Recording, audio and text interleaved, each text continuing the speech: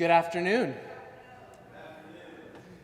I'm Brother Zachary Stevens Walter, the chaplain for pastoral care here at Community Church, and I welcome you on behalf of our ministry team, our staff, and all our lay leaders. It is good to be together, both in person and online. Community Church is a multiracial, multicultural, multi-generational congregation with a vision and commitment to build a world grounded in equity and inclusion. With me today is Jerry Brown, our director of music, Darnell White, our musician in residence, our talented choir, and the Reverend Peggy Clarke, our senior minister. Community Church is in transition. We have sold our church building and are in the process of finding another in this neighborhood. Thank you. In the meantime, we are guests here at Church of the Incarnation, for which we are grateful, even if this beautiful space isn't perfectly reflective of our theology. Children are always welcome during worship. Please feel free to move around the space or to join children's programming happening this way up the stairs in the loft. The sounds of babies crying or children fidgeting are beautiful parts of being in community. Masks are optional. We ask that everyone be respectful of each other's decisions and need for personal space. Today's service is part of the This We Believe series, and today we're talking about the theology of church.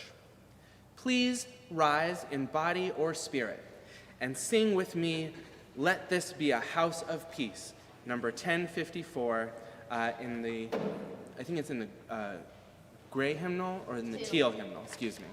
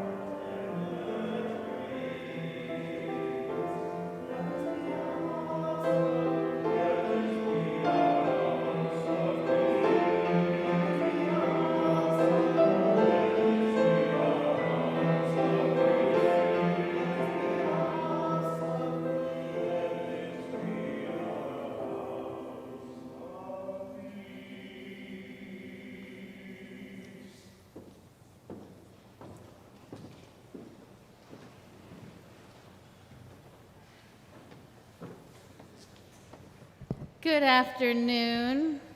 Good afternoon. It is very good to see you all here.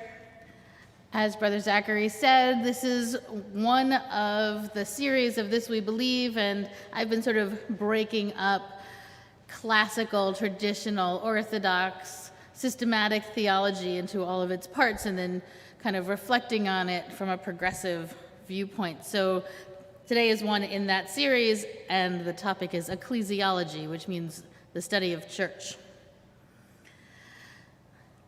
Let's begin. Let this be a house of peace where we can find balance in a tumultuous world. Let this be a house of freedom where no one feels constrained. Let this be a house of truth where everyone who enters can bring their whole selves. Let this be a house of love where all who enter can feel truly found.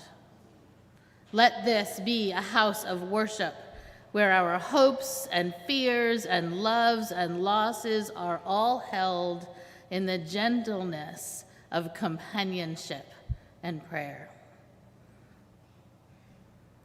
We are going to light our chalice. Please rise in body or in spirit as we start in song.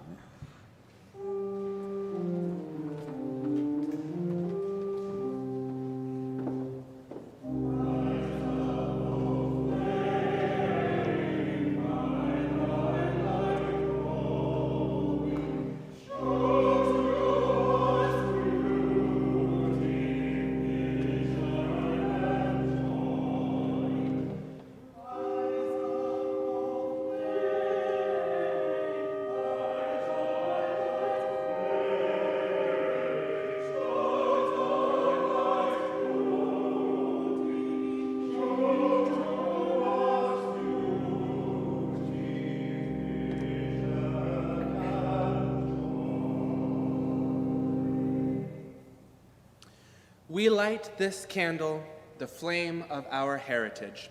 May it ignite in hope in our lives, in our community, and in the world.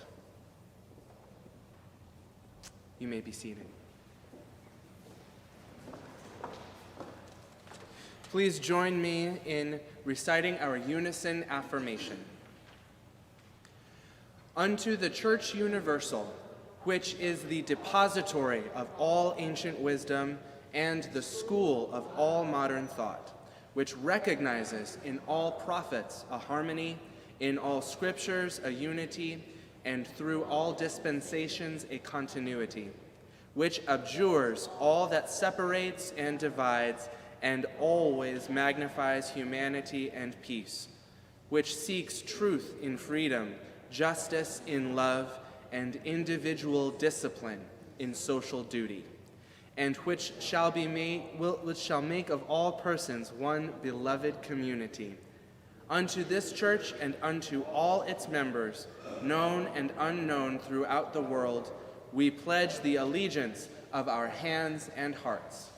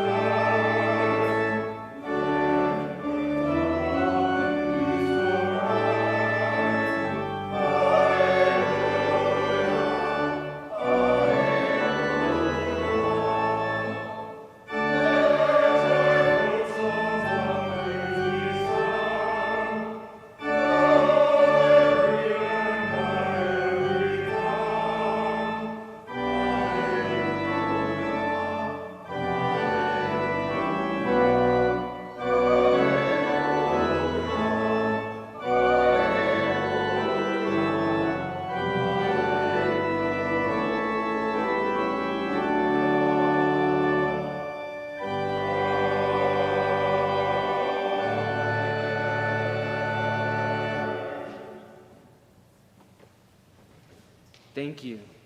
Thank you. Please join me in reciting our land acknowledgement found in your bulletin. We are gathered on the unceded land of the Lenape peoples. We acknowledge the Lenape community, their elders, both past and present, as well as future generations. This acknowledgement demonstrates a commitment to dismantling the ongoing legacies of settler colonialism. Now is our chance to greet one another using COVID-safe means.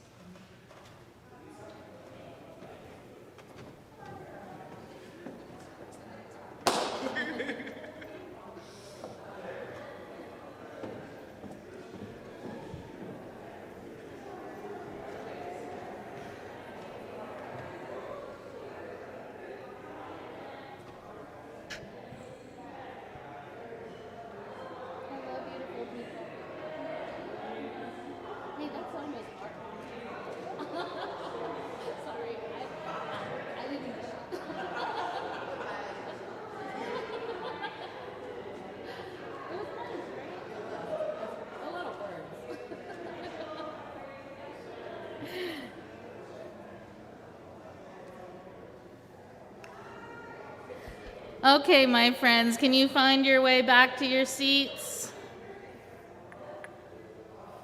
Have I told you lately that seeing you brings me joy? Because it really just does.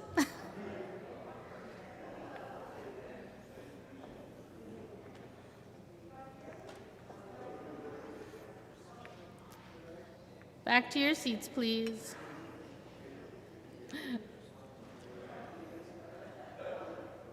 There's a church in the Bronx I used to go to, 25 minutes for the Kiss of Peace. 25 minutes. I'm like, come on, people.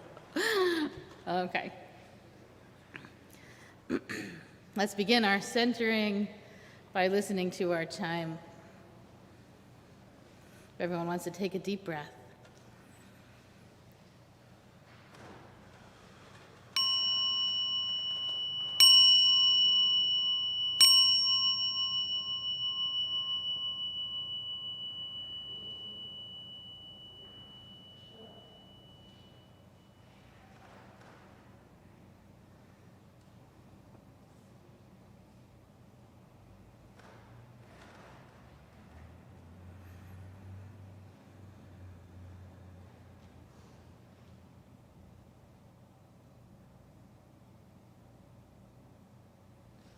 Spirit of life, we pray in gratitude this morning for the gift of being alive. We are grateful for every breath we breathe in and every breath we breathe out. Today we hold in prayer the people of Ukraine as they defend their homes and their homeland, and we pray an end to the violence and the suffering that has been visited upon them. We also remember the Uyghurs of China and other victims of religious persecution. May we all live more intentionally into our interconnectedness, seeking the ways of compassion. We remember today all the refugees on this planet, people who are running from dangerous poverty, from a climate that can no longer sustain their families, from waves of violence that threaten their lives. May they find safe harbor and deep welcome wherever they go. We pray this morning for Senator Fetterman, who has bravely sought treatment for depression. We remember all the people struggling with mental illness, praying they not only seek the care they need, but they can find it in our complicated and broken healthcare system. We are holding those who have suffered a loss, the loss of a child, a parent, a lover, a friend, a job, or sources of security. May all who seek it find sources of healing. And we remember people in our own community in need of prayer and healing. If you would like, please speak the names of anyone you know who would need to be held in our prayer. Grace Karen.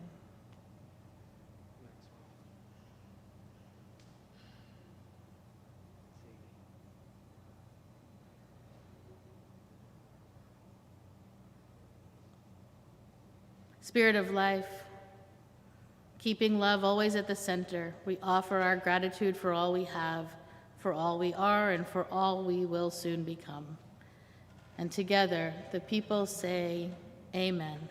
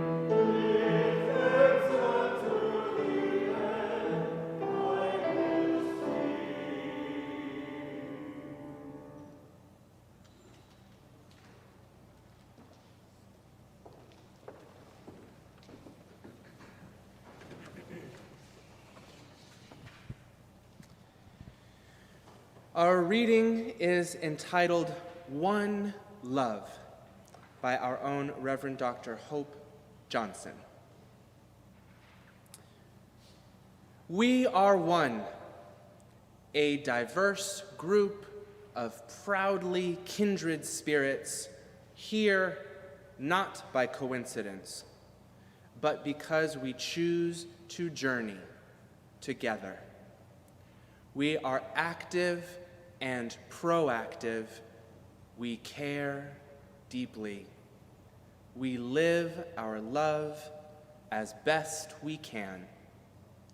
We are one, working, eating, laughing, playing, singing, storytelling, sharing, and rejoicing. Getting to know each other, taking risks,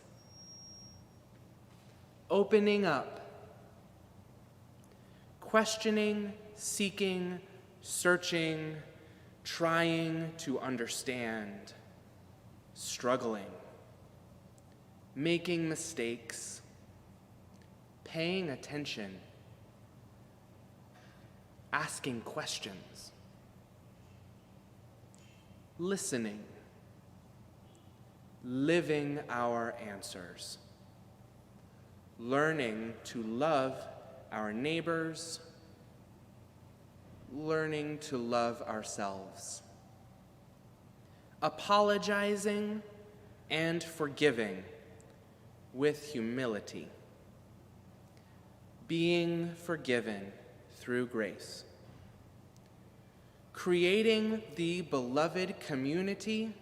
Together, we are one. Please join me in singing our hymn, We Would Be One, number 318.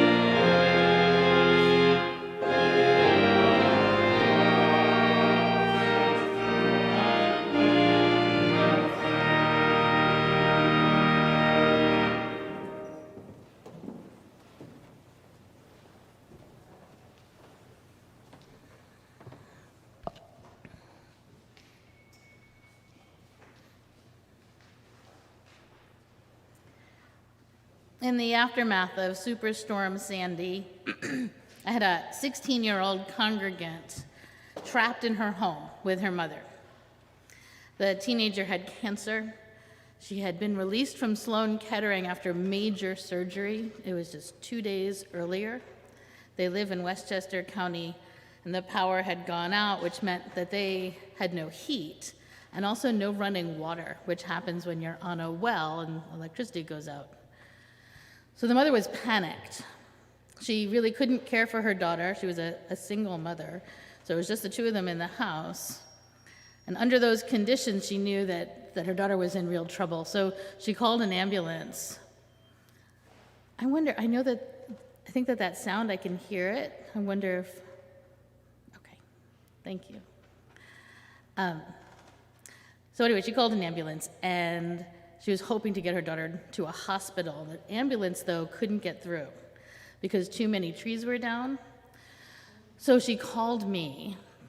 My family had actually left. We had gone to Connecticut. We moved in with my sister, my whole family, our dogs, plus a neighbor of mine who's a friend and also UU, as it happens. The mother was asking if I knew anyone who could give them a generator. And if so, might I know an electrician who could hook it up?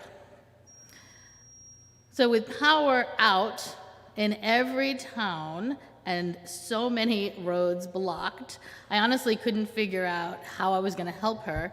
But I had spent a lot of time with them in the hospital. I knew the daughter well. I knew that this was a very real situation. I was feeling very motivated. So I started just calling people in my congregation, those who had phones and I could reach. And my friend, my neighbor, started calling people in her congregation. And each person we called cast this very wide net to see what we could find. Somebody in her church was an electrician, and he said that he would gladly go and hook up any generator if someone could find one. And then someone else agreed that their generator, they had a generator, it was on, but that their family needed it less than this other family, so they offered to donate it, but they had no way of getting there. So 2 other families from another congregation figured out how they were going to get it there, and they picked it up. They actually had to carry it part of the way, and I don't know if you know a generator, but that's not an easy thing to do. But they did, and they got it to this house, and the electrician was there, and they set it up, and they had heat, and they had hot water, and I really believe that they may have saved this girl's life. That's 4 different families called to service by dozens of others, all of them being church. They were what I might call living church or doing church. They weren't sitting in church, they were embodying the principles of our faith, living out of a deep care for the stranger, for the sick, for the child, for the one in need. So what really is church? I mean, I've been wrestling with this question a lot since March of 2020, when we went into lockdown. We no longer had a place to gather, so what is church? For some time, I decided church is the soft place we land when we feel like we're falling. We weren't in a building, but we were living church on dozens of Zoom calls each week, where we created connection with and for each other. Do you remember those gatherings? A lot of you were there. Mostly, we were just checking in with each other, right? We were reaching past the silence, the anxiety, the loneliness, offering each other warmth and empathy, keeping each other from crashing. And then George Floyd was killed. And we took to the streets. We marched and organized, even at risk to our own health, propelled by injustice. We'd been on the streets together before, plenty of times, and all through our history, and we've been there since, standing up against violence and institutionalized racism. And not only a soft place to land, church is a herald for justice. And we answered the call to prayer with our Jewish, Christian, Buddhist, Muslim, and Sikh neighbors when people who had recently immigrated were being torn from their homes and sent to countries where they were not safe. We gathered during that time several times near Washington Square Park, always at someone's invitation, joining our voices and our vision of the world. A soft place to land, a herald for justice, and an interfaith partner. Through that time, our kids met on Sunday mornings for Children's Chapel. Our youth engaged groundbreaking online programming connecting art with their faith. Our adults attended countless classes, and we launched 2 intern ministers. Because in addition to being a soft place to land, a herald for justice, and an interfaith partner, we are a teaching church. And not just a teaching church, we also spent and spend so much time together discerning, asking big questions about life and our place in it. We observed the ways society buckled under the pressure of the pandemic, and we struggled together to put it in context, trying to learn all we could from this huge social experiment. Together, we stood above and watched everything unfold as we sought to make meaning from it all, because we are a soft place to land, a herald for justice, an interfaith partner, a teaching church, and a balcony.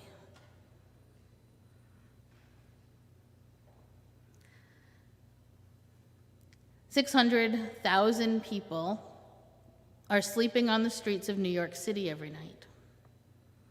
We welcome a few into our home, serving them supper, joining them to break bread and discuss the news of the day, offering a warm, safe place to rest.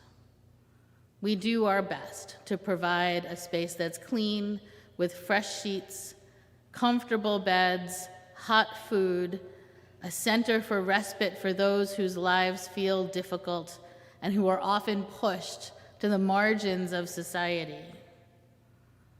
When I witness the authentic respect our volunteers have for our guests, I'm reminded of Dorothy Day telling her volunteers that the poor, this is a direct quote, the poor will forgive you the bread you give them, dependent only on the love with which it's offered.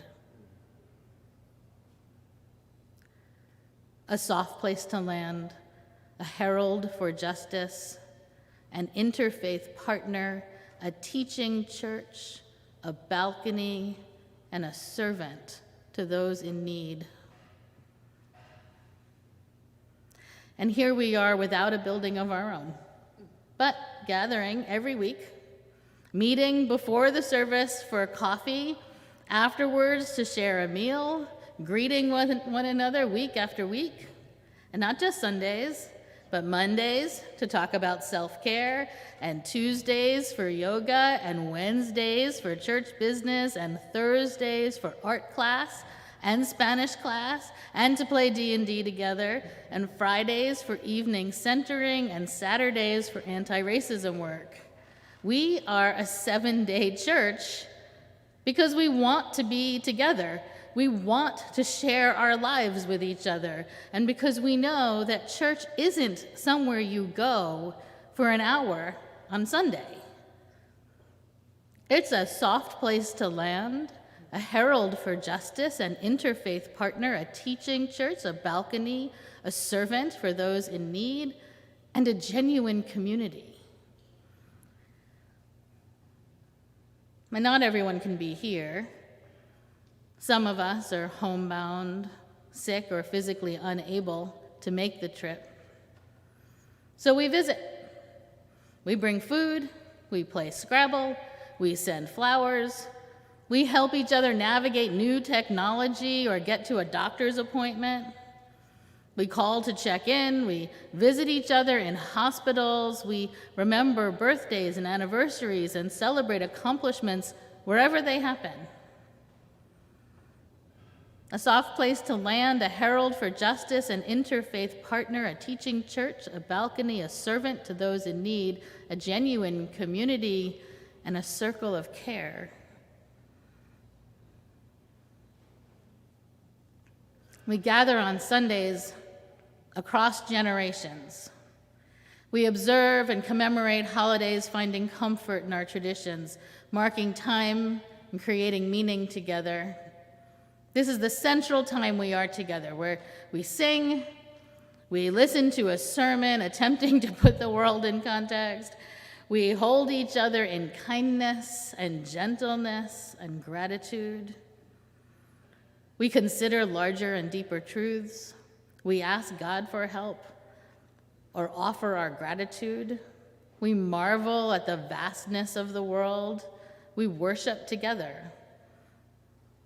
It's a soft place to land, a herald for justice, an interfaith partner, a teaching church, a balcony, a servant to those in need, a genuine community, a circle of care, and a praying people.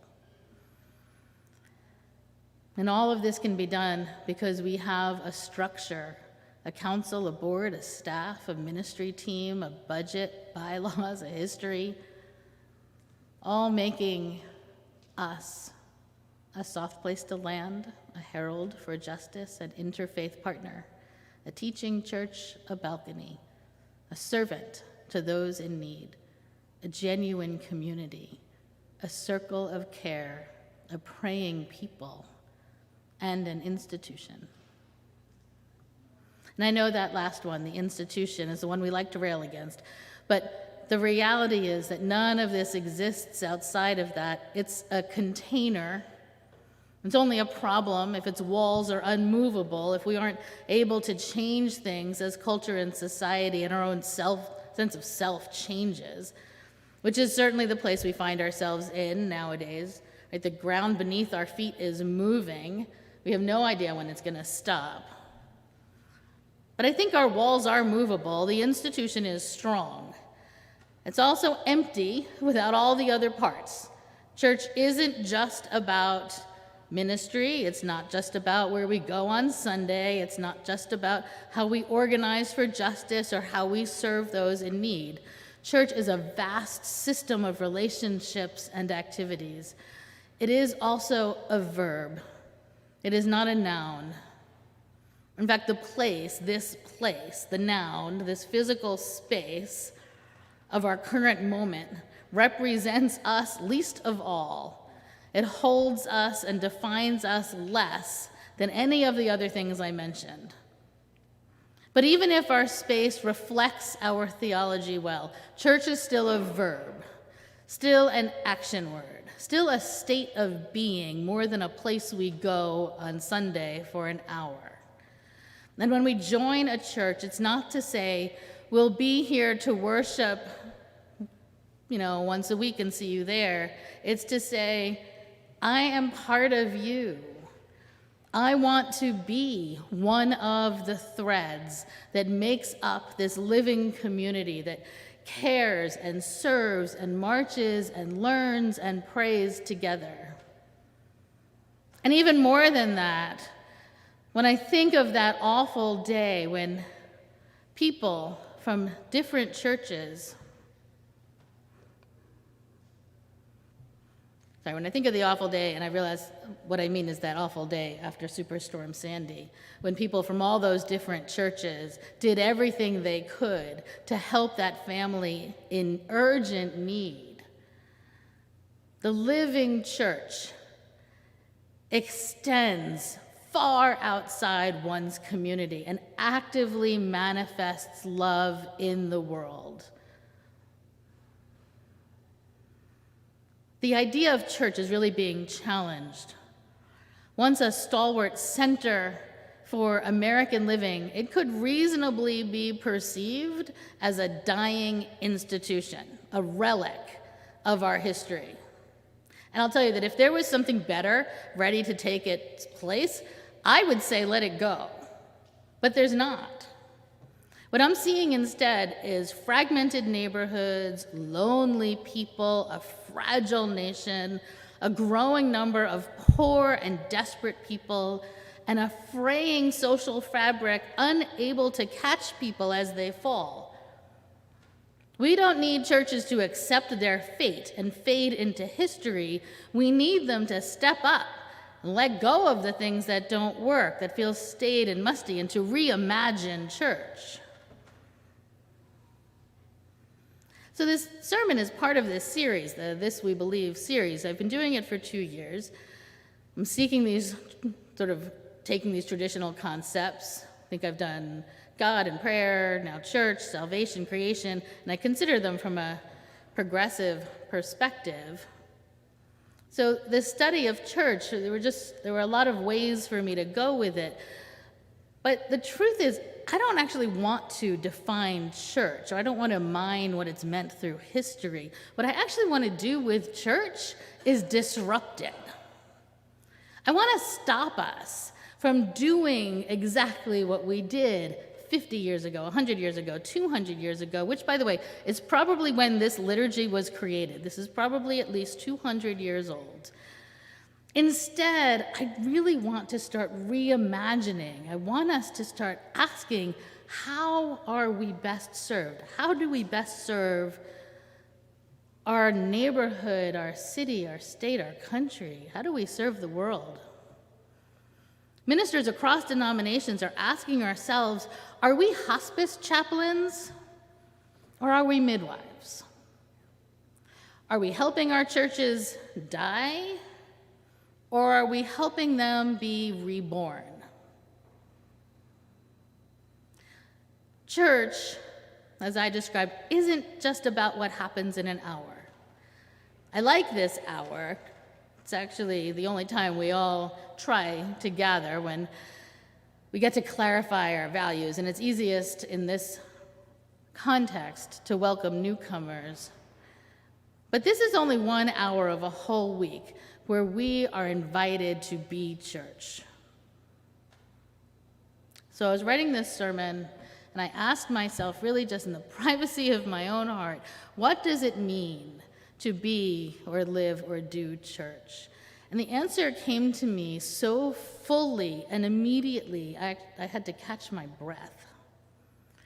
The answer that just came up out of me was putting love at the center of everything.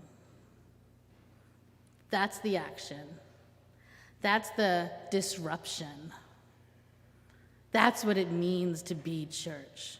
If we are a soft place to land, a herald for justice, an interfaith partner, a teaching church, a balcony, a servant, a genuine community, a circle of care, a praying people, and an institution, it's because we put love at the center of everything.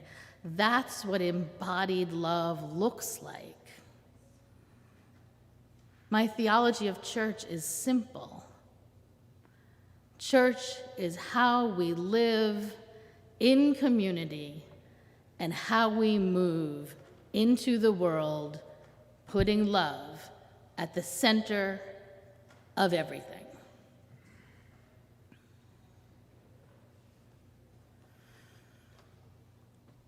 Please rise in body or spirit. Let's sing together. Now Let Us Sing, which is number 368 in the gray hymnal.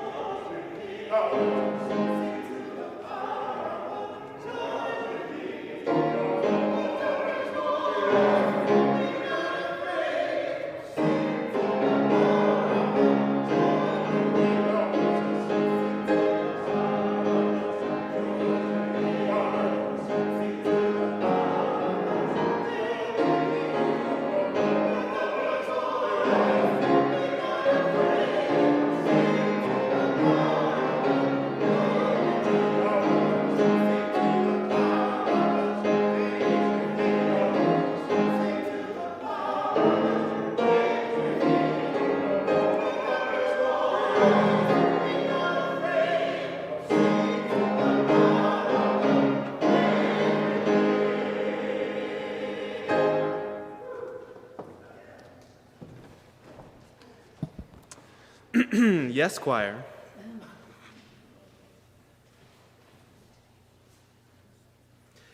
Life at Community Church is busy, whether we are online or in person. It is our hope that wherever you are and in whatever way you are comfortable engaging in the mission and ministry of this church, we have provided opportunities for you. If you are streaming this service and would like to join others for fellowship, click the link on our webpage at 3 p.m. to enter our Zoom room. For everyone's safety, cameras will need to be turned on. Reverend Jude is taking some vacation time. Myself, Brother Zachary, and Reverend Peggy are happy to hear from you while he is away. Next week, right after worship, we, that is Esther and Reverend Peggy, are inviting you to join us for a late afternoon meal at 10 Park Avenue, the apartment owned by the church. This apartment isn't large, but we hope everyone feels welcome. We are looking for worship associates and ushers to help us on Sundays. There will be trainings for both beginning in April. Watch our weekly email for more information.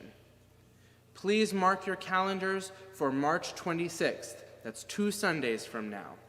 The president of the UUA and the executive director of the UUSC will be joining us for worship and to bring us a message of gratitude for our justice work.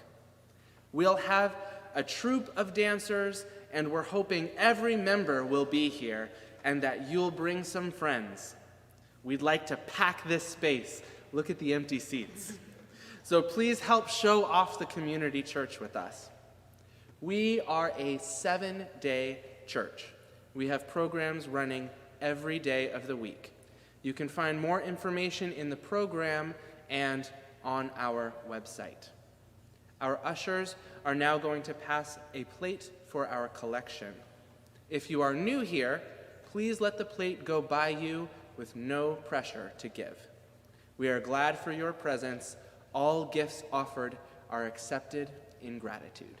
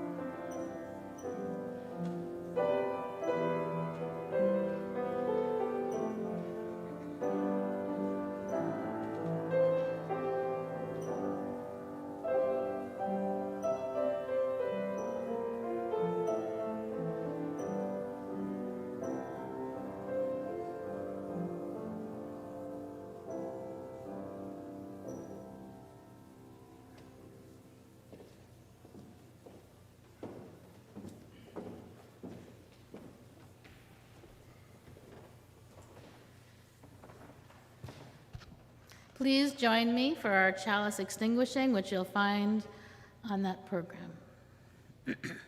Knowing how quickly the flame of truth may be extinguished, how easily the chalice of fellowship broken, let us be vigilant in faith, keep peace in our hearts, and make care for one another the watchword of our lives together. So our light goes out everywhere into the world. May our light go out everywhere into the world where healing and hope are needed. Let us go in peace to love and serve the world and one another. It's good to be with you.